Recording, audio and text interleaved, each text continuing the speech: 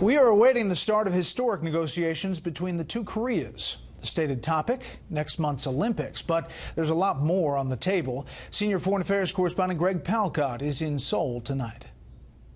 Talks aimed at thawing frigid relations between North and South Korea are set to start in the coming hours.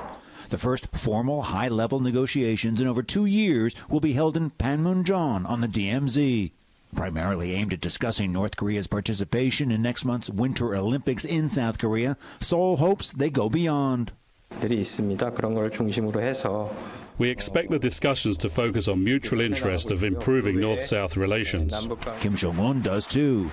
Ever since his New Year's message, he's been talking up closer ties with the South, while keeping his missiles trained on the U.S. Some fear the North is trying to drive a wedge between the South and the U.S., or that Seoul could give away too much. Still, the Pentagon did delay U.S.-South Korean joint military exercises until after the Olympics, as requested by the South.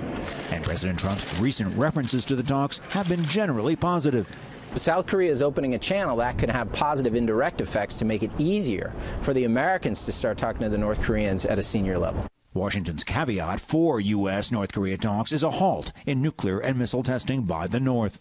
French President Macron is also pushing substantive negotiations. Today he visited with Chinese President Xi while in Beijing.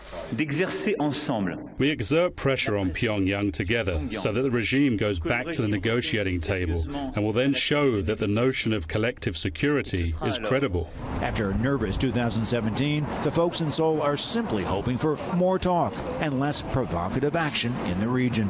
I'm very hopeful. I believe communication is necessary for whatever issue. And even Trump is supporting the issue right now, from what I know. The word that we are now getting is that the South Korean delegation is approaching the DMZ. The session is set to begin in 90 minutes' time. By the way, Kim Jong-un's birthday was on Monday. It remains to be seen whether we'll get any belated birthday presents from this foray into diplomacy.